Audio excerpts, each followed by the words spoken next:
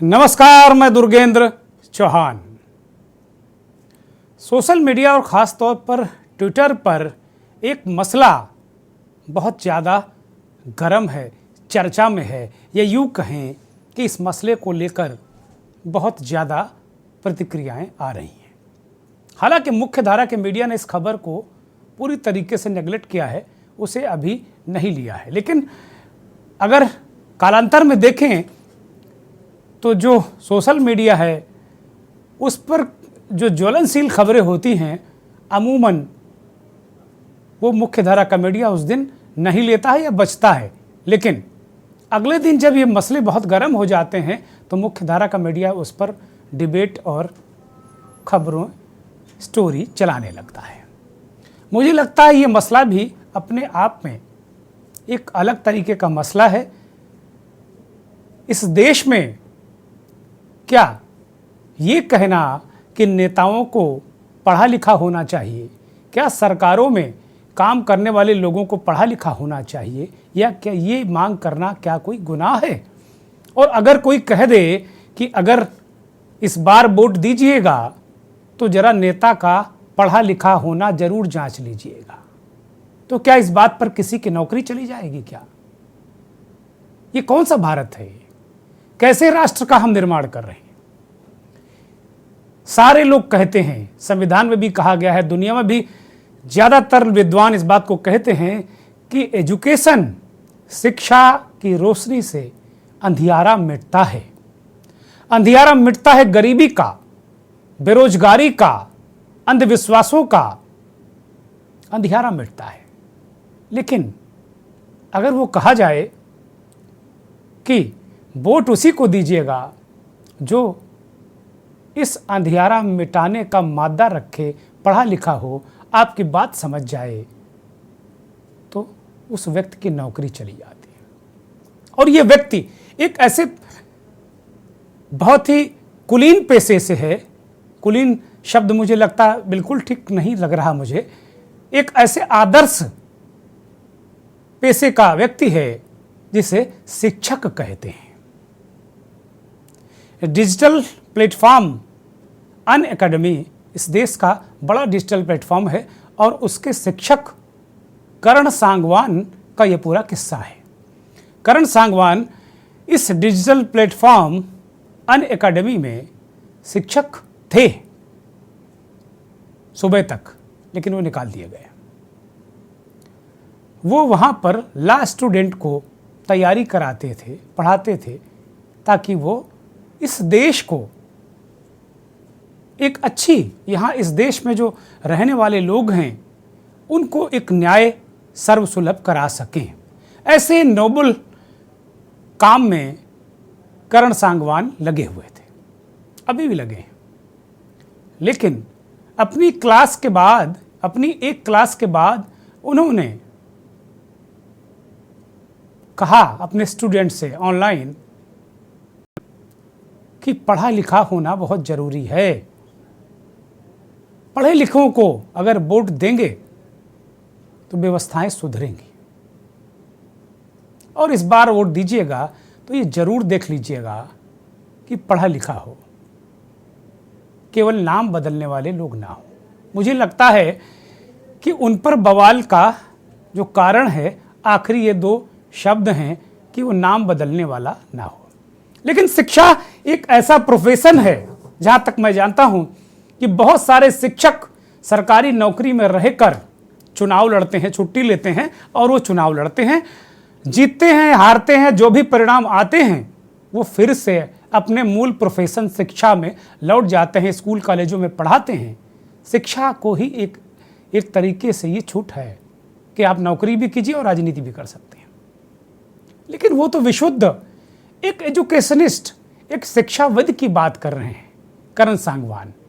उनको अनअकैडमी ने किसी दबाव में या दबाव आने से पूर्व के दबाव में उन्हें नौकरी से बाहर कर दिया।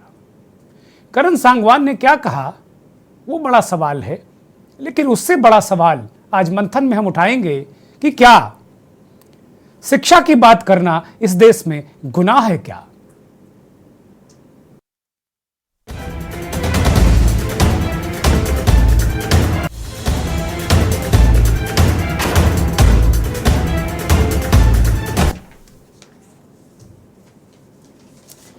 करण सांगवान ने जो कुछ कहा उस पर वो अभी अडिग हैं। बड़ी हिम्मत के साथ में उन्होंने इस दबाव, इस तनाव और जो ट्रोलर आर्मी है ट्विटर पर, अन्य जो सोशल मीडिया प्लेटफॉर्म है, उस पर बड़ी बहादुरी से डटकर वो सामना कर रहे हैं। और उनके पक्ष में देश के पढ़े लिखे लोग, विद्वान लोग, कुछ राजनीतिक दल भी उनकी हिमायत में खड़े हुए हैं। करण सांगवान ने क्या कहा, आखिर वो कौन सी बात है जिसको लेकर बवाला मचा है? अगली बार जब भी अपना वोट दो, किसी पढ़े लिखे इंसान को अपना वोट देना, ताकि ये सब कुछ दोबारा जीवन में ना झेलना पड़े। ठीक है, चलो ठीक है, नेक्स्ट टाइम ध्यान रखिएगा। वो कह रहे हैं कि भाई दोबारा ध्यान रखना, पढ़े लिखों को वोट देना, ये सब दोबारा ना झेलना पड़े। वो क्या ये सब है, वो बड़ा महत्वपूर्ण है। अनअकैडमी का इस पर एक रिएक्शन आया जब बवाल उनको नौकरी से निकाल दिया गया, तो उन्होंने एक ट्वीट करके अनअकैडमी के फाउंडर ने सफाई दी। वो ट्वीट आपकी स्क्रीन पर है, जिस पर उन्होंने एक सफाई के जरिए कहा कि महज एक ये एजुकेशन प्लेटफॉर्म है। अनअकैडमी के को फाउंडर है रोमन सैनी। वो कहते हैं कि ये महज एक एजुकेशनल प्लेटफॉर्म है जो क्वालिटी एजुकेशन देने के लिए प्रतिबद्ध है, कटिबद्ध है। ऐसा करने के लिए हमने अपने सभी टीचर्स के लिए एक सख्त कोड ऑफ कंडक्ट लागू किया है, जिसका उद्देश्य यह सुनिश्चित करना है कि हमारे स्टूडेंट्स को बिना किसी पूर्वाग्रह के जानकारी मिले। हम जो कुछ भी करते हैं उसके केंद्र में हमारे छात्र होते हैं, स्टूडेंट होते हैं। क्लासरूम व्यक्तिगत राय और विचार शेयर करने की जगह नहीं है, क्योंकि वे स्टूडेंट को गलत तरीके से प्रभावित कर सकते हैं या ये विचार कर सकते हैं। वर्तमान स्थिति में हमें करण सांगवान को हटाने के लिए मजबूर होना पड़ा, क्योंकि उन्होंने संस्था के कोड ऑफ कंडक्ट का उल्लंघन किया। ये रोमन सैनी हैं। वो कह रहे हैं कि वास्तव में इस पर गलत प्रभाव पड़ा, स्टूडेंट पर इस तरीके की जो राय हैं, व्यक्तिगत राय, वो एक तरीके से गलत प्रभाव डालती हैं। ये बात वो कह रहे हैं। वो कह रहे हैं कि भाई हमारा काम पढ़ाई करना है, ये राजनीति का प्लेटफॉर्म नहीं है, राजनीति नहीं करनी चाहिए, जिसका उद्देश्य है कि हमारे स्टूडेंट्स को बिना किसी पूर्वाग्रह के जानकारी मिले। अब यहाँ पूर्वाग्रह कहाँ आ गया? और सबसे बड़ी बात यह है कि क्लासरूम में वो कह रहे हैं कि व्यक्तिगत, दो बातें रोमन सैनी कह रहे हैं, तो पूर्वाग्रह की बात कर रहे हैं और क्लासरूम व्यक्तिगत राय के लिए नहीं होता। बहुत सारे टीचर हैं, बहुत सारे लोग हैं। हम लोग पढ़ते थे तो हमारे एक टीचर थे मिलिट्री साइंस के, वो थे डॉक्टर योगेंद्र कुमार शर्मा, एचओडी थे, हेड ऑफ डिपार्टमेंट थे।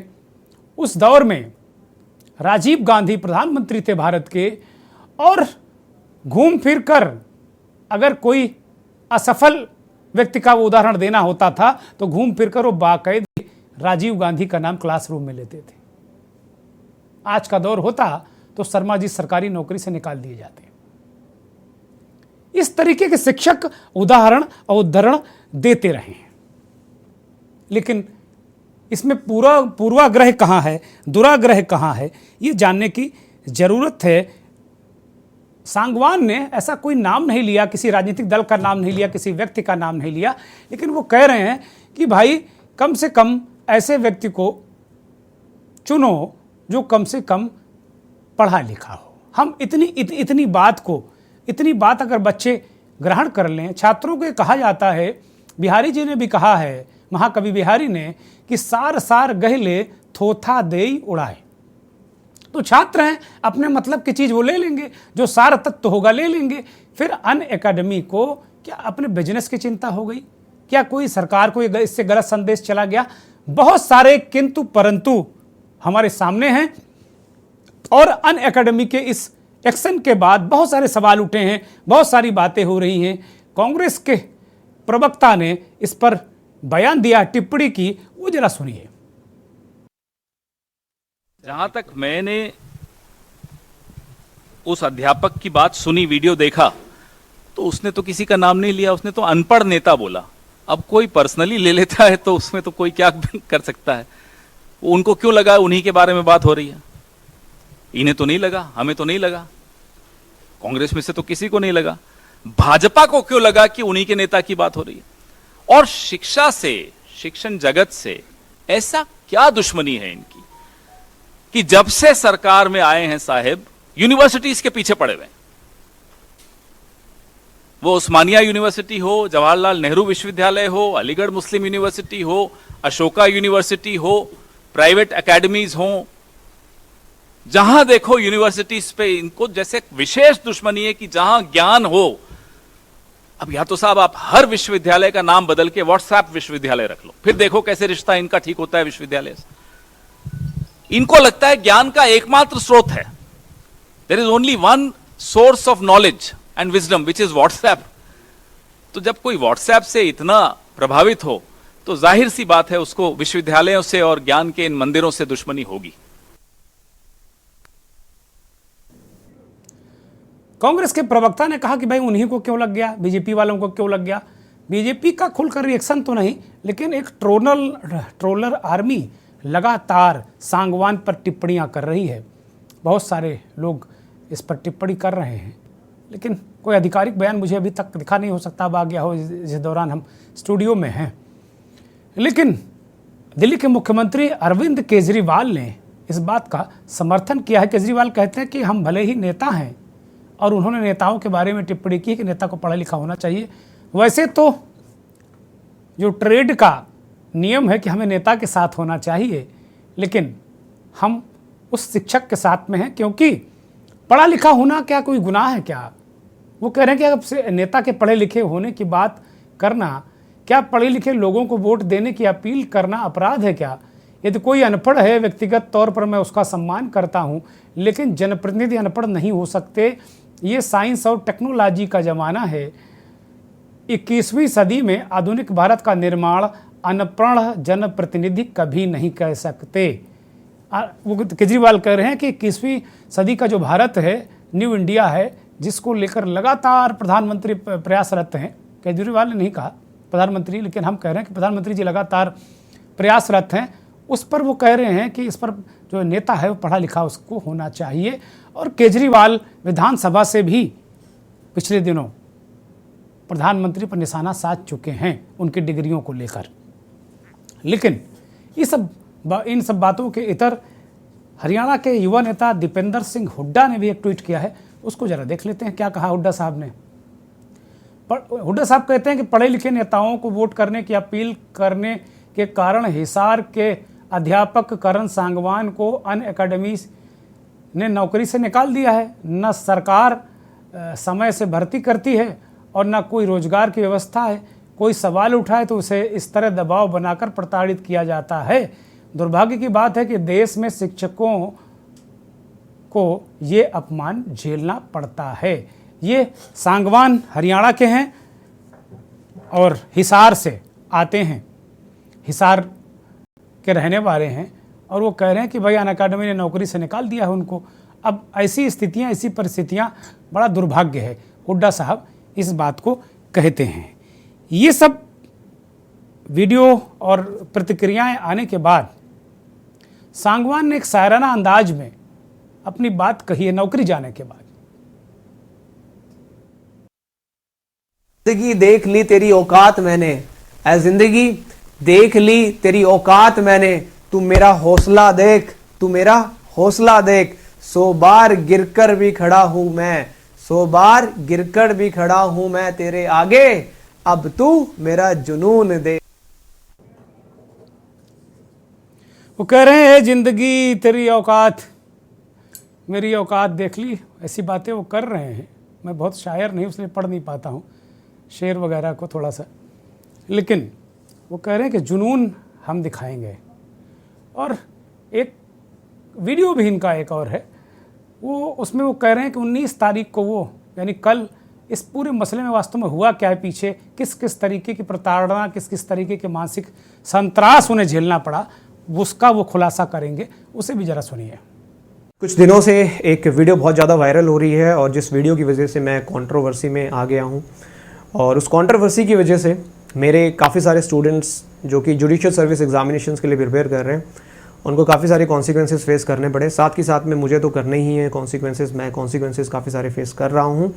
वो कंट्रोवर्सी कैसे स्टार्ट हुई, किस वजह से स्टार्ट हुई, किस प्लेटफॉर्म पे स्टार्ट हुई, वो सारी चीज़ें डिटेल में डिस्कस करने के लिए एक डेडिकेटेड वीडियो मैं आप लोगों के लिए लेके आ रहा हूँ।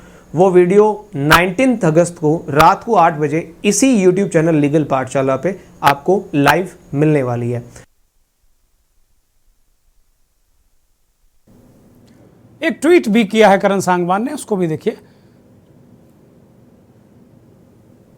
वो कह रहे कि मुझे भी ऐसे ही लग रहा था, मैं रोई हंसूं क्योंकि मेरे पास भी बहुत सारे बेस्ट एक्ट कोलेड और नोट्स हैं जो हमने भी बनाए थे। हर किसी के लिए बहुत मेहनत है, आप लोगों को भी काम मिल गया। लेकिन एक चीज़ याद रखना, अगली बार जब भी अपना वोट देना तो किसी पढ़े लिखे इंसान को अपना वोट देना, ताकि ये सब कुछ दोबारा जीवन में ना झेलना पड़े। नेक्स्ट टाइम ध्यान रखिएगा, ऐसे इंसान को चुने जो पढ़ा लिखा हो, जो समझ सके कि चीज़ों को। सिर्फ ऐसे इंसान को ना चुने जिनको सिर्फ बदलना आता हो, नाम चेंज करना आता हो। मुझे लगता है सबसे ज़्यादा जो मसला विवाद बढ़ा है वो इसी को लेकर है, और वो कह रहे हैं कि मेक योर डिसीजन प्रॉपरली। वो लॉ के शिक्षक हैं, कानून के शिक्षक हैं। वो कह रहे हैं बहुत सारे नोट्स हमने तैयार किए थे, और वो सब इशारा मुझे लगता है जो हाल में कुछ कानूनों में बदलाव करने का जो बिल पास किया गया है लोकसभा में, उसको लेकर उनकी टिप्पणी है कि बहुत सारे शिक्षक जिन्होंने बहुत सारे नोट्स बड़ी मेहनत के साथ में बनाए थे, और बहुत सारे स्टूडेंट्स जो तमाम लॉ कंपटीशन की तैयारी कर रहे हैं, उन्होंने बनाए थे, सारे के सारे बर्बाद हो गए। वर्षों की मेहनत बर्बाद हो गई। परीक्षा का पैटर्न भी बदल जाएगा और फिर से ककहरा पढ़ना पड़ेगा। ये पीड़ा उस शिक्षक की है। मेहमानों का परिचय कराते हैं। हमारे साथ मेहमान जुड़ चुके हैं। सुशील दुबे वरिष्ठ पत्रकार लखनऊ से जुड़े हैं हमारे साथ। सुशील जी स्वागत, बहुत धन्यवाद। फजील हसन साहब हमारे साथ जुड़े हैं, वरिष्ठ पत्रकार तेलंगाना से हैं। फजील साहब बहुत स्वागत, बहुत धन्यवाद। और बीबी ब्रजभूषण साहब हैं, शिक्षक उत्तराखंड से हमारे साथ जुड़े हैं। आपका ये बहुत स्वागत, बहुत धन्यवाद और बहुत आभार आपका। मैं सीधे फजील हसन साहब के पास जाऊंगा, वरिष्ठ पत्रकार हैं तेलंगाना से। फजील साहब, ये प्रकरण जाहिर सी बात आज मुख्य धारा के मीडिया में कहीं नहीं, इसकी खबर तक नहीं है। ट्विटर पर माहौल बहुत गर्म है। हरियाणा के जो अनअकैडमी के शिक्षक करण सांगवान, वो कह रहे हैं कि भाई बहुत सारे नोट्स, बहुत सारी तैयारियां, बहुत सारा चीज़ें हमने बनाई थी, बहुत सारी चीज़ें की थी, और अब आपको भी काम मिल गया। आपको भी काम मिल गया और आप भी काम करिए।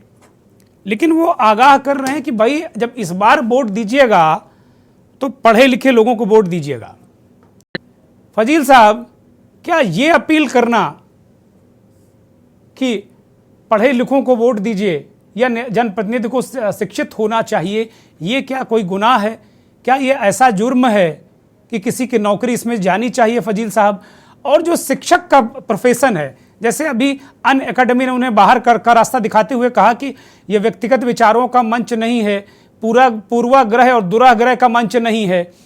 शिक्षक का प्रोफेशन जो मैं जानता हूं, मैंने अभी एक उदाहरण दिया कि हमारे एक हेड ऑफ डिपार्टमेंट हुआ करते थे शर्मा जी, वो अक्सर जब राजीव गांधी प्रधानमंत्री थे तो वो जब कोई असफल बात का उदाहरण देना होता था तो कहते थे राजीव गांधी की तरह। तो आज का दौर होता तो शर्मा जी मुझे लगता नौकरी से भी जाते हो, जेल में भी जाते हो। तो शिक्षक इस तरह के उदाहरण देते रहें, और वो तो कह रहे हैं कि वोट देते वक्त ध्यान रखिएगा कि आपका जनप्रतिनिधि पढ़ा लिखा हो। और अब जो गुनाह का उनका जो कारण है, जो अगला वो लाइन बोल गए, लिख गए कि भाई हमने भी नोट्स तमाम बनाए थे, आप लोगों ने बनाए, सब बेकार हो गए, आपको काम मिल गया, केवल नाम बदलने वालों को वोट मत दीजिएगा। फजील साहब, बहुत बहुत शुक्रिया, आपने मौका दिया। एक शेर है जी, बात हक की जो करता है दीवाना यहाँ, बात हक की जो करता है दीवाना यहाँ, बेतकल्लुफ उसे सूली पे चढ़ा देते हैं। जो सवाल किया वो कोई गुनाह नहीं है, कोई जुर्म नहीं है, मगर हमारे पॉलिटिकल सिस्टम की सबसे बड़ी खराबी या बदनसीबी यह है कि हमारे पास कोई क्राइटेरिया नहीं है, ऐसा कोई उसूल नहीं है कि अनएजुकेटेड या इलिटरेट उम्मीदवार मैदान में नहीं उतर सकते। सबसे पहले तो ये कानून बनाना चाहिए कि ये उसूल बनाना चाहिए कि कम से कम एक क्राइटेरिया होना चाहिए कि जो इलेक्शन में कॉन्टेस्ट करते हैं उनके लिए मिनिमम क्वालिफिकेशन की कुछ होना चाहिए। ये हमारे पास ऐसा कोई उसूल नहीं है। जब ये उसूल जब बनेगा तो उसके बाद बुरा भी लगेगा या अच्छा लगेगा, ये हो सकता है। रही बात तो हमारा जो पॉलिटिकल सिस्टम दिनों चल रहा है, मुख्तलिफ बहानों से लोगों को नौकरियों से निकाला जा रहा है। तो और एक मुहावरा है कि अगर नक्शे को देखकर नाक खुजाई जाए तो उसे बुरा लगता है।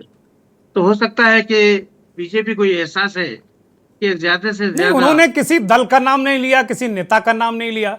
केजरीवाल जी भी इस बात को कह रहे, सारे लोग कह रहे हैं, और कांग्रेस पार्टी ने भी कहा कि भाई किसी दल किसी नेता का नाम तो नहीं लिया।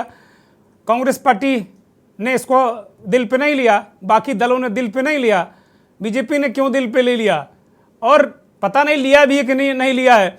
ये जो अनअकैडमी वाले कुछ ज़्यादा ही एक्स्ट्रा प्रिकॉशन में उनको नौकरी से बाहर किए, कोई आफत ना आ जाए। हालांकि वो सांगवान साहब अभी हो सकता है कि हमारे साथ में जुड़े हैं, और वो कह रहे हैं कि 19 तारीख यानी कल की तारीख में वो सारे दबावों का जिक्र करेंगे जो जो त्रासदी उनको झेलनी पड़ी ही पिछले कुछ दिनों के दौरान। फजील भाई, अगर ये जो नौकरी से निकाला गया तो ये बहुत बड़ा जुल्म है, और ये जुल्म इस बात का सबूत है कि जुल्म करने वाला अक्सर जाहिल ही होता है। पढ़ा लिखा आदमी जुल्म नहीं करता, फैसले करता है, बात सुलझाने की करता है। और अगर ये या हो सकता है कि ये कोई बहाना बनाकर उन्हें नौकरी से निकाला गया, कोई बहाने की तलाश में थी वो। और पहले तो हमें ये उसूल बनाइए आप कि नेक्स्ट जब इलेक्शन होंगे तो मिनिमम क्वालिफिकेशन रखिए, क्योंकि जो कम क्वालिफिकेशन के हैं वो अच्छे सियासतदान नहीं होते, ऐसी कोई बात नहीं है। वो कांग्रेस के बहुत बड़े लीडर थे कामराज जी, वो बहुत कम पढ़े लिखे थे, मगर वो किंग मेकर थे और बहुत कामयाब पॉलिटिशियन रहे। ऐसे कई पॉलिटिशियन है, चाहे किसी भी पार्टी के क्यों ना हो, उनकी एजुकेशन कम है मगर वो बहुत अच्छे पॉलिटिशियन साबित हुए। और कई पढ़े लिखे लोग, कई बड़े बड़ी जो डिग्रियां इनके पास है, वो नाकाम पॉलिटिशियन साबित हुए। तो इससे तो फजील साहब, इससे तो लगता है कि भारत में इस तरह के कानून बनाना बहुत मुश्किल काम है, ये तो बहुत दूर की कौड़ी है। लेकिन क्या युवा, शिक्षक, पत्रकार, सामाजिक कार्यकर्ता, पॉलिटिकल लोग, क्या ये मांग करना गुनाह है? क्या किसी नेता पढ़ा लिखा होना चाहिए? क्या इसके बिना पर किसी की नौकरी ले लेंगे, किसी को निकाल दिया जाएगा, ट्रोलर आर्मी उसको टॉर्चर करेगी, उसका जीना हराम कर देगी? क्या नहीं, ये मांग जरूरी है, मांग वाजिबी है, क्योंकि जब पढ़ा लिखा पॉलिटिशियन आता है तो फैसले सही होते हैं, काम अच्छा होता है, ये फिरका परस्ती कम होती है। ये सबसे बड़ी, ये एक अच्छे हिंदुस्तान को जो तेजी से एक सुपर पावर की तरफ बढ़ रहा है, उसके लिए जरूरी है कि उसका पॉलिटिशियन भी ज्यादा पढ़े लिखे हों। हमारे पास पढ़े लिखे पॉलिटिशियंस की कमी नहीं है, अच्छे पॉलिटिशियन से कम पढ़े लिखे लोग ज्यादा है, ये और बात है। ठीक बात है। तो और नए मेहमान चर्चा में शामिल हो गए हैं। शैलज सिंह, कांग्रेस के प्रवक्ता, झारखंड से हमारे साथ जुड़े हैं। शैलज भाई, स्वागत, बहुत धन्यवाद। और मीनाक्षी शर्मा जी, आम आदमी पार्टी के नेता हैं, दिल्ली से हमारे साथ जुड़ी हैं। मीनाक्षी जी, आपका भी बहुत स्वागत। और भारतीय जनता पार्टी के प्रदेश सचिव पंजाब से संजीव जी हमारे साथ जुड़े हैं। संजीव खन्ना जी, स्वागत, धन्यवाद, बहुत आभार आपका के न्यूज़ को वक्त देने के लिए। सुशील दुबे जी के पास मैं आऊँगा, वरिष्ठ पत्रकार हैं। सुशील जी, ये उद्धरण अब छिपा नहीं है, पूरी चर्चा है कि भाई एक शिक्षक ने कहा कि नेता पढ़ा लिखा होना चाहिए, केवल नाम बदलने वाला नहीं होना चाहिए। इस बार वो कह रहे हैं कि भाई बहुत सारी तैयारियां हमने नोट्स बनाए थे, स्टूडेंट से भी नोट बनाए थे, वो सब बेकार हो गए, वर्षों की तैयारी बेकार हो गई। तो इस बार जब वोट दीजिएगा तो इसका ध्यान रखिएगा। तो क्या कहीं कोड ऑफ कंडक्ट का उल्लंघन किया है कहीं शिक्षक ने? क्योंकि अनअकैडमी ने कहा कि उन्होंने कोड ऑफ कंडक्ट का उल्लंघन किया है, पूर्वाग्रही भाषण दिया है, उन्होंने किसी नेता, किसी दल का नाम तो लिया नहीं। और जो शिक्षक एक ऐसा प्रोफेशन है, ऐसी मतलब एक आदर्श स्थिति है कि शिक्षक तो नौकरी में रहते हुए, सरकारी नौकरी में रहते हुए चुनाव लड़ते हैं, भाषण देते हैं और फिर जब हारते जीतते हैं फिर अपने पेशे में चले जाते हैं। तो शिक्षा को तो ये छूट है। और एक तरीके से शिक्षक अगर कोई बात कह रहा, तो अगर पढ़ाई की वकालत कर रहा, पढ़े लिखे होने की बात कर रहा है कि भाई नेता क्यों नहीं पढ़ा लिखा होना चाहिए। सुशील दुबे। दुर्गेंद्र भाई जी, ये करण सांगवान का जो मैटर है ये वायरल हो ना हो, लेकिन अब के न्यूज ने अगर वायरल कर दिया, प्राइम 9 पे टीआरपी दे दी, तो अब ये देश में ये विषय मुद्दा बन गया। दुर्गेंद्र भाई एक कहावत है ना, काना हो तो कोच जाए। हमें लगता है जो अन्य कौन सा है अन एकेडमी के जी, जो हिसार के जो सैनी हैं, हमें लगता है सबसे ज्यादा इन्हीं को कोच किया, कोई इन्हीं को दिक्कत हो गई। सबसे पहला तो इनको कोच किया, क्योंकि एक शब्द ये कहावत बड़ी मशहूर है। अभी कुछ अब आप भी सरकारी नौकरी में नहीं, आप भी निकाल दिए जाते या कहीं प्राइवेट नौकरी में, चूंकि आप स्वतंत्र पत्रकार हैं इसलिए आपका कोई कुछ नहीं कर पाएगा। लेकिन इस तरह जो आजकल उदाहरण, मुहावरे, जुमले ये कहना अपराध की श्रेणी में है। उत्तर प्रदेश की सरकार ने भी कह दिया कि ना डीएम साहब के हाथ में कमान रहेगी पत्रकारों की। कुछ हो गया है, यौन उत्पीड़न, अब तो तमाम चीजें, तमाम आज ही 4-5 दिन में कई शब्द भी बदल गए हैं कि इसको ये कहा जाएगा, इनको ये कहा जाएगा, इनको फला नहीं कहा जाएगा, कई चीजें बदल गई जी। खैर, तो दुर्गेंद्र जी एक अभी यूपी में कांड हुआ था। आप जानते हैं गायिका गाती है ना, काबा, यूपी में काबा, जी जी, वो अक्सर वो नेहा सिंह राठौर, तो राठौर नेहा थी, तो उनके पति भी कहीं काम करते थे इसी टाइप से, किसी अच्छी दृष्टि आईएएस में थे, दृष्टि आईएएस में। तो मैंने जान तो वो भी निकाल बाहर किए गए, उसको जो काबा के चक्कर में वो दूसरे ही दिन निकाल बाहर किए गए। ये एक परंपरा है। ये देखिए हमें लगा कि ये सैनी है फाउंडर का, ये परम भक्त है, असली भक्त तो यही है। वरना अनपढ़ अगर ये कितनी सुंदर बात कही, ये देश चाहता है, ये देश चाहता कि ऐसा हो। देश दो बातें बहुत चाहता है कि अनपढ़ लोग राजनीति में ना आए और जनसंख्या कम हो, सबकी इच्छा होती है। ठीक है, ये बात दीगर है कि भाई जिन तक शिक्षा की रोशनी नहीं पहुंची वो पीढ़ी राजनीति में आ गई, लेकिन अगली पीढ़ी को तो शिक्षा की बहुत सारी व्यवस्थाएं, बहुत सारी सहूलियतें, बहुत सारी इमदाद है, तो वो क्यों नहीं पढ़ रहे हैं, ये तो सवाल है। अब देखिए, बिना पढ़े तो जैल सिंह जी भी हुए राष्ट्रपति इस देश के, बिना पढ़ी राबड़ी देवी अंगूठा टेक तो 5 साल मुख्यमंत्री रही बिहार वैसी प्रदेश की। लेकिन संदिग्ध पढ़े लिखे निशिकांत दुबे भी हैं बिहार के एमपी, जिनकी डिग्री आज तक, अब निशिकांत दुबे के जो प्रेरणा स्रोत है उनकी भी डिग्रियां देश में तमाम उसमें तर्कों वितर्कों में घूमती रहती है। आप ऐसे मानंद पत्रकारों के बीच में वो डिग्रियां कहां से शुरू हुई और कहां पर खत्म हुई, किस जमाने में डिग्री अभी कंप्यूटर बन गई, ये तक चीजें हैं कि उस समय कंप्यूटर होते ही नहीं थे जिस समय डिग्रियां बन गई कंप्यूटर की। तो अब ये सब, अगर इन सब बातों पर सवाल संगवान ने उठा दिया तो फिर सैनी को कोच नहीं कोचना था। सैनी टाइप के ऐसे कई भक्त हैं, कई व्हाट्सएप ग्रुप के कुलपति हैं यूनिवर्सिटी के, जिनको इसी चीजें कोचती हैं, दिक्कत होती है। दुर्गेंद्र जी, एक जमाने में टाइप 3 में होता था, जो शिक्षा विभाग को संभालता था वो टाइप 3 में होता था। एचआरडी मिनिस्ट्री, कोई जानता है एचआरडी मिनिस्ट्री का कौन है? समय मंत्री, पूरे देश के शिक्षा विभाग को चलाने वाला, शिक्षकों को चलाने वाला, यूनिवर्सिटी को चलाने वाला, सबको चलाने वाला एचआरडी मिनिस्ट्री होता था। कोई जानता है? और फिर अब ये तो अभी कुछ नियम नाम बदले हैं। अभी तो एनआरसीटी एनसीटीसीआर में तो पूरे पाठ्यक्रम बदल दिए। आप देखिए, अभी कुछ दिन पहले ही तो बदले गए हैं।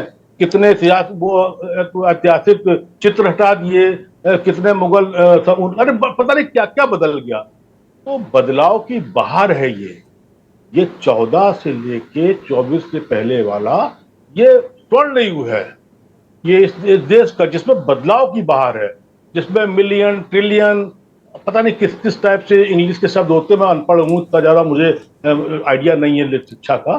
ट्रिलियन क्या होता है, मिलियन क्या होता है, ये हम सुनते हैं तो चीज यहाँ पर बैठ जाती है। दुर्गेंद्र जी, शिक्षक एक अच्छे शिक्षा में, जिसने इस लेवल तक पढ़ाई की हो कि दूसरे को शिक्षा दे रहा हो, वहां पर ये शब्द कह के अगर उसने ये एक आह्वान, उसको तो गोल्ड मेडल देना चाहिए एकेडमी को कि उसने समाज के लिए बहुत बड़ा वो दिया, उदाहरण दिया, जहां पर जो एक एक बोतल पे, जहां पर एक एक बोतल पे असली विश्वगुरु तो शिक्षक के है सुशील भाई, और शिक्षक समाज को दिशा देता है। अगर उसने दिशा दे दी तो नौकरी चली गई, उसकी दिशा भ्रम हो गया, उसको उसी की दिशा दिग्भ्रमित हो गई।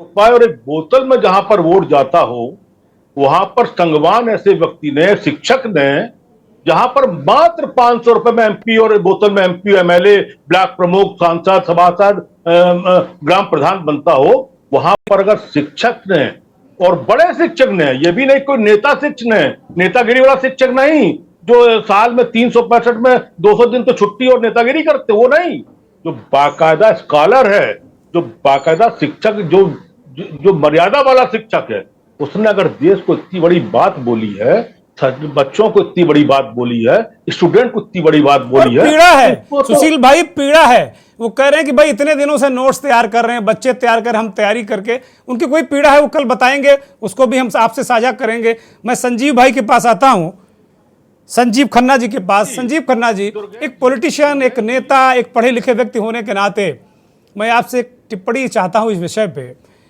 कि क्या नेता को पढ़े लिखे होने का आह्वान करना कोई गुनाह है इस देश में? क्या सारी सरकारें कहती हैं, मौजूदा सरकार भी कह रही, पहले के लोग भी कह रहे हैं पढ़ो लिखो आगे बढ़ो। और हम लोग जब गांव में हुआ करते थे तो हमारी दादी कहा करती थी, पढ़ोगे लिखोगे तो बनोगे नवाब और बाकी फिर हो जाओगे खराब। इस तरह की बातें वो किया करती थी। तो पढ़ाई लिखाई तो शुरू से रहा है, तो ऐसी कौन सी बात इसमें आपत्तिजनक है जिसमें इस तरह की चीज़ें कही जा रही हैं, ट्रोल किया जा रहा है? क्या शिक्षा जरूरी नहीं है क्या नेता के लिए भी? क्या दुर्गेंद्र जी नमस्कार। नमस्कार संजीव भाई। दुर्गेंद्र जी, बड़े आश्चर्य की बात है कि रामचरितमानस रखकर बांधा उसे गधे के सर पर, और जनता माथा पूज रही है उसको तुलसी स्वयं समझकर। महिमा मंडित करने की होड़ मची है अब तो उसके दर पर, और कौवे भाषण बोल रहे हैं बगुले सुनते बन ठंड कर। शिक्षा, गुरुदेव रविन्द्रनाथ टैगोर ने बहुत अच्छी परिभाषा दी कि where mind is without fear and head is held high. जहां पर आप निर्भीक हो, निडर हो, वो शिक्षा है। अस्तु मासद गमय, असत्य से हम सत्य की ओर ले चले। जहां पर हम निडरता पूर्वक बोल सकें, where the words come out from the depth of truth, जहां पर शब्द हमारी हृदय की गहराइयों से निकलते हो। सा विद्या या विमुक्तये, वो विद्या है जो मुझे मुक्ति की ओर ले चले। मुक्ति का मतलब है कि हम सारे पूर्वाग्रहों से मुक्त होकर, निरपेक्ष होकर अपनी बात को कह सके। डेवलप्ड कंट्री की पहचान भी यही है कि जहां के निवासी अपने मन की बात बखूबी रख सके। डेमोक्रेसी का मतलब भी यही है। लेकिन मुझे लगता है कि अगर ऐसी घटना हुई है तो ये हिंदुस्तान में अवसान काल चल रहा है, संस्कृति का अवसान काल चल रहा है, डेमोक्रेसी का भी अवसान काल चल रहा है। जैसे हम मध्यमार्गी समाज की ओर लौट रहे हो, एक बर्बर समाज की ओर लौट रहे हो। एक तरफ कंप्यूटर का युग, एक तरफ दुनिया का सबसे बड़ा डेमोक्रेटिक वाला कंट्री, विश्व का सबसे बड़ा प्रजातांत्रिक देश, और दूसरी तरफ देश के अंदर इतना अंधेरा आश्चर्य होता है। एक शिक्षक ही एक लौ जला सकता है, एक शिक्षक ही देश को डेवलप बना सकता है। और किसी भी शिक्षक के साथ अगर उसको इस तरह से मानसिक यंत्रणा से गुजरना होगा कि जहां पर वो अपने हृदय की बात नहीं कह सकता है, अपने विचार नहीं व्यक्त कर सकता है, अगर ये कहा जाए कि किसी व्यक्ति विशेष पर ये आक्षेप है, तो मुझे लगता है कि व्यष्टि से समष्टि की ओर चलना ये भी एक देश सेवा है। व्यष्टि से समष्टि की ओर चलना, माइक्रो से मैक्रो की ओर चलना। अगर पढ़े लिखे लोगों को वोट देने की अपील करना, तो मुझे लगता है ये डेमोक्रेसी में उसका फंडामेंटल राइट है, फंडामेंटल राइट है। और फंडामेंटल राइट का उपयोग करना यानी मनुष्य होने का उपयोग करना, ठीक बात और है। अगर अपराध हो जाए, उसे नौकरी से हाथ धोना पड़े, तो इससे बड़ी विडंबना क्या हो सकती है। ब्रजभूषण जी, मैं आपके पास आता हूं। अब एक सवाल, चूंकि बहुत सारे एंगल, बहुत सारे कोण इसमें निकल कर आए। संजीव खन्ना हमारे साथ भारतीय जनता पार्टी के नेता, पंजाब से जुड़े हैं, प्रदेश सचिव हैं बीजेपी के। संजीव जी, आपके पास आ रहा हूं। चूंकि ये सवाल हमने आपको टॉस किया था, लेकिन शायद आप उसको पिक नहीं कर पाए और ये ब्रजभूषण भाई ने इस पर रिएक्ट कर दिया। कोई बात नहीं। संजीव खन्ना, मैं आपसे सीधे यही जानना चाहता हूं कि क्या पढ़े लिखे नेता को वोट देने की बात करना क्या कोई अपराध है, क्राइम है क्या? और क्या सारी सरकारें मौजूदा को मिलाकर सारी सरकारें, सारे लोग बड़े बड़े अभियान चलाते हैं कि भाई पढ़ो लिखो आगे बढ़ो? और जाहिर सी बात है, 21वीं सदी में अगर भारत को ले जाना है तो जो नेतृत्व करता है उनका तो शिक्षित होना, और बहुत परम शिक्षित होना बड़ा आवश्यक है। नरेंद्र मोदी जी ने अपने मंत्रालय में एक से एक रत्नों को रखा है, एक से एक पढ़े लिखे लोग हैं उनके मंत्रालय में, और लगातार वो पॉलिटिकल के बजाय एजुकेशन के क्षेत्र के हों, चाहे किसी टेक्नोक्रेट हों, चाहे विदेश मामलों के जानकार विदेश मंत्री जो मौजूदा हैं वो हों, बहुत सारे प्रयोग किए हैं। तो इसमें क्या गुनाह क्या है? इसमें देखिए भाई साहब, नमस्कार। नमस्कार। नमस्कार संजीव जी।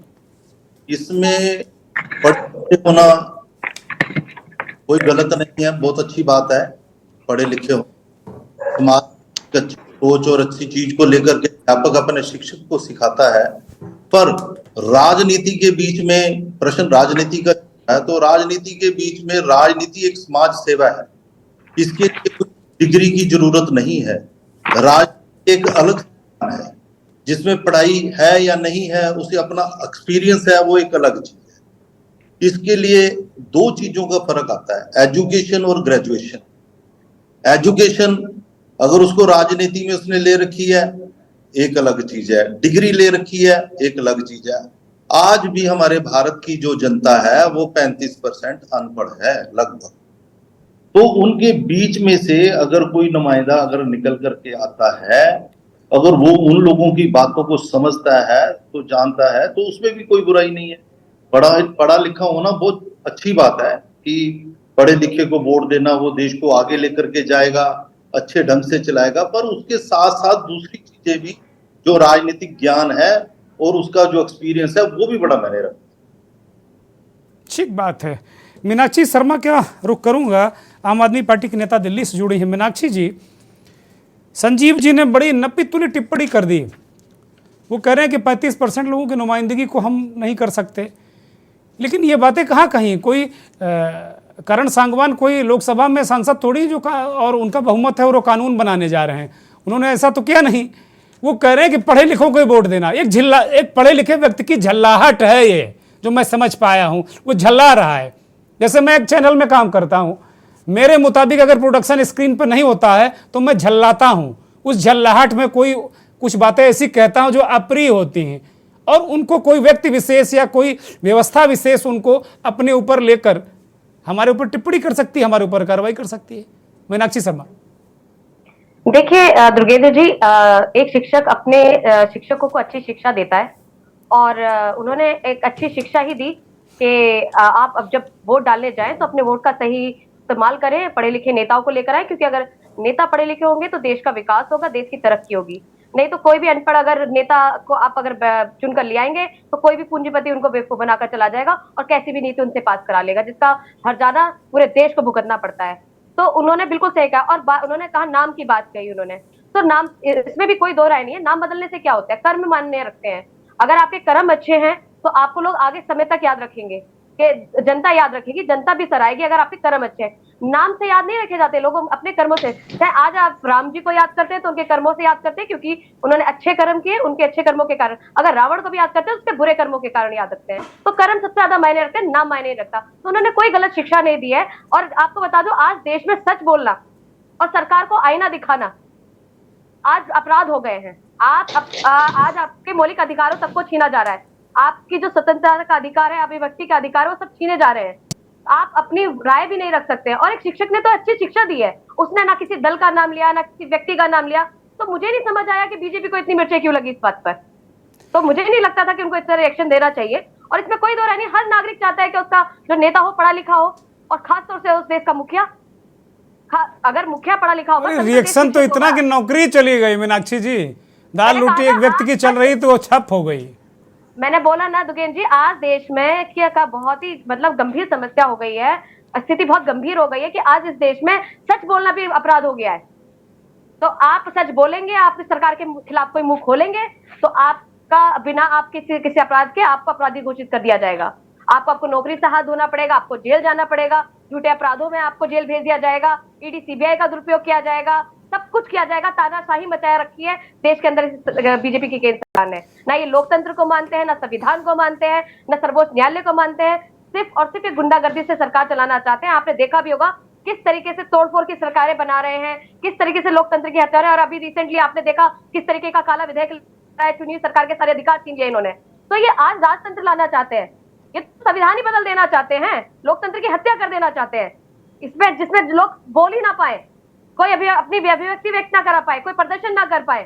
तो ये देश के अंदर जिस तरीके की स्थिति है, बहुत गंभीर स्थिति है, और इस पर चिंतन करना हर किसी को चाहिए। ठीक बात है। मैं संजीव जी से इस पर टिप्पणी लूंगा। संजीव खन्ना जी, आम आदमी पार्टी के नेता मीनाक्षी शर्मा ने बहुत ढेर सारे आरोप भारतीय जनता पार्टी और उनकी सरकारों पर लगा दिए, केंद्र सरकार पर लगा दिए।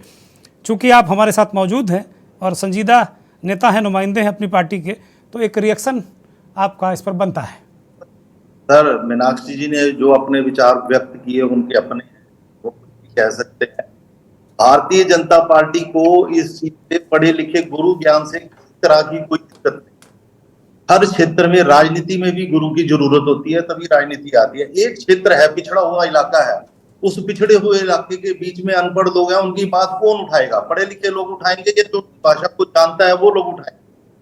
दोनों चीजें बहुत जरूरी है, पढ़ाई भी बहुत जरूरी है, और जो एजुकेशन जो हमारी राजनीति की है, जो उन लोगों के लोकल मुद्दे उठाने की बात है, तो वो लोकल मुद्दे, उनके लोकल लीडर जो उनकी बात को, उनकी भाषा को, उनके ज्ञान को जो समझते हैं, जो कई सालों से वहां पर समाज की सेवा कर रहे हैं, वो इस करके ये जो बात मीनाक्षी जी कह रही हैं वो इनके से ठीक हो सकती है मेरे हिसाब से। तो देखो, राजनीति के बीच में राजनीतिक ज्ञान होना और अपने समाज को अच्छे ढंग से चलाना, अपने समाज की सारी बुराइयों को, कुरीतियों को दूर करना, ये बहुत जरूरी है। शिक्षक तो, मैं फिर भी कह रहा हूं दोबारा भी, शिक्षक तो जो है वो राजनीति तो ज्ञान तो गुरु से ही मिलता है। मीनाक्षी जी, मैं आपकी बात से जो आप कह रही हैं, हो सकता है आपकी भी बात ठीक होगी, मैं आपकी बात को काटता नहीं।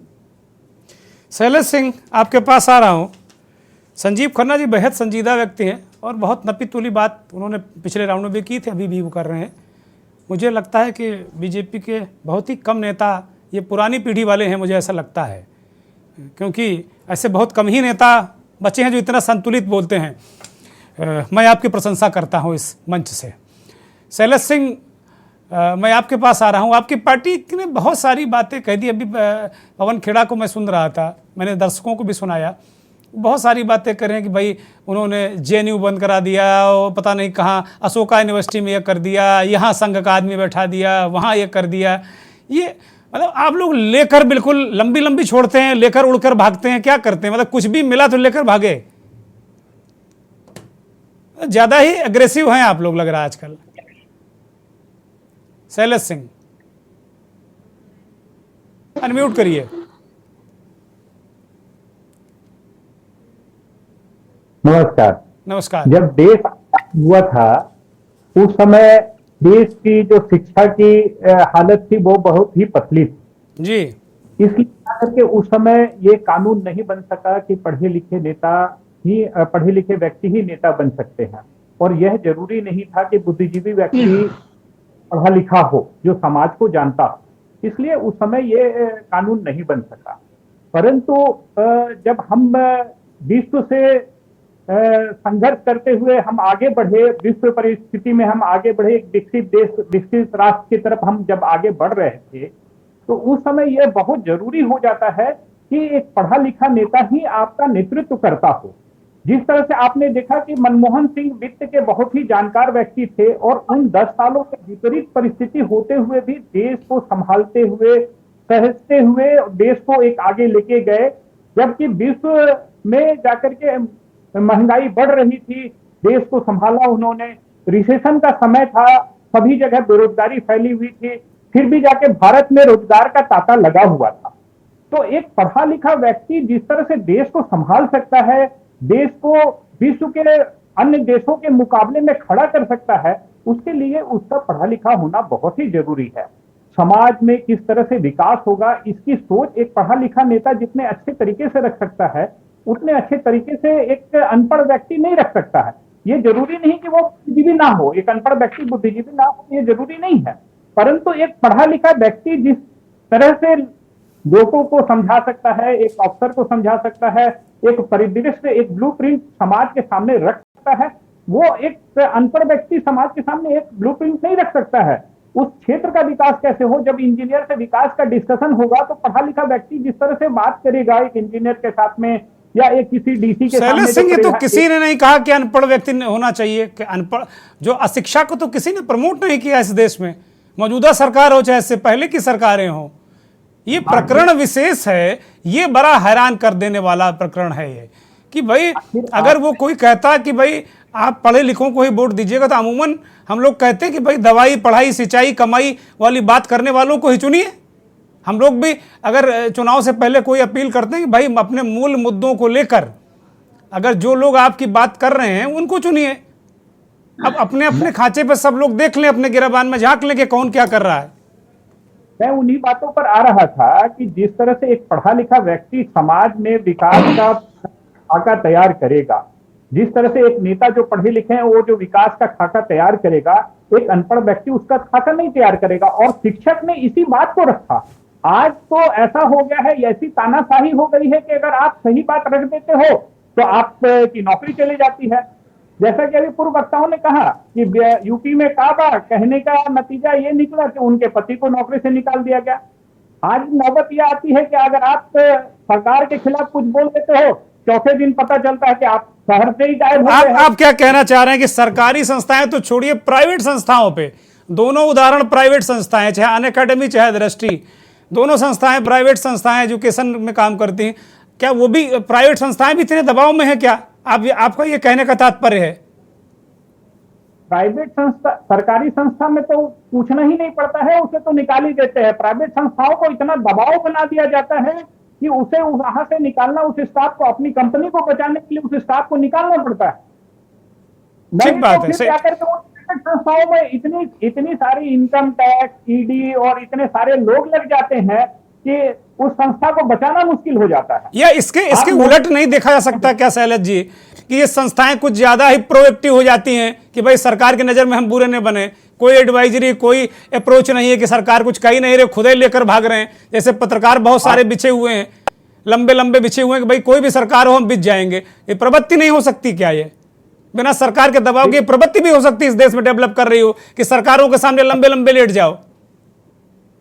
पत्रकारों को बिछना ये मजबूरी है कि उनकी चैनल के जो मालिक हैं वो खुद जाकर के लंबे पीछे पड़े हैं सरकार के आगे में कि मुझे ऐड मिल जाए और हम न्यूज चैनल चल पाए या हम अपने स्टाफ को सैलरी दे पाए।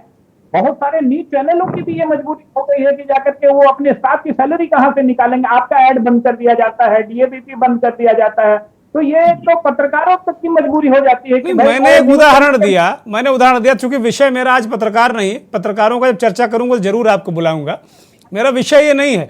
मैंने एक उदाहरण दिया कि पत्रकार भी लंबे, पत्रकार ही तो सूचना पहुंचाते हैं ना, पत्रकार ही। अब पत्रकारों पर आरोप लगता है कि भाई वो सरकार, सिर्फ सरकार की बात करते हैं, आप ही लोग हम ही को गरिया के जाते हो हमारे चैनल पे कि आप लोग ऐसी बातें करते हो, जबकि मैं बिल्कुल नहीं करता हूं, मैं तो दोनों की बराबर बात करता हूं। लेकिन कहते हो ना, अगर आपकी हम कोई बिंदु आपका पकड़ेंगे तो आप कहोगे कि भाई बीजेपी वाले हो, और बीजेपी वालों को अगर कहा जाएगा जिसकी भी सरकार होगी तो वो कहेंगे नहीं कांग्रेस वाला पत्रकार ही मिल गया। तो हम लोग की तो दुर्गति हो गई, हम तो अपनी बातें अब नहीं करते, छोड़ दो। लेकिन कम से कम ये जो परिस्थितियां हैं, क्या लोग ज्यादा प्रोएक्टिव नहीं है कि सरकारें उन्हें मान लीजिए दबाव भी नहीं डाल रही, लेकिन वो कह रहे हैं इसको निकाल के बाहर करो, कौन बवाल ले? क्या ऐसा तो नहीं है कहीं? देखिए, अगर प्राइवेट इंडस्ट्रीज वाले अगर उसे नहीं निकालते हैं तो उनके यहाँ इनकम टैक्स का छापा पड़ने लगता है। अगर कोई कंपनी उनके उनके विरुद्ध भी खड़ा होता है तो उनके यहाँ ईडी भेज दिया जाता है, उनके यहाँ सम्मन भेज दिया जाता है। तो इन सब से बचने के लिए प्राइवेट इंडस्ट्रीज वाले भी अपने जो भी प्रोएक्टिव लोगों हैं उनके तो सरकार के खिलाफ बोलते हैं, उनको बाहर कर ठीक बात है, ठीक बात है। शैलज जी, मैं एक 10 सेकंड का रिएक्शन लूंगा संजीव खन्ना जी से। संजीव जी, एक 10 सेकंड का रिएक्शन इस पर चाहता हूं आपसे। सर, सारे मसले हल हो रहे हैं, काम हो रहे हैं।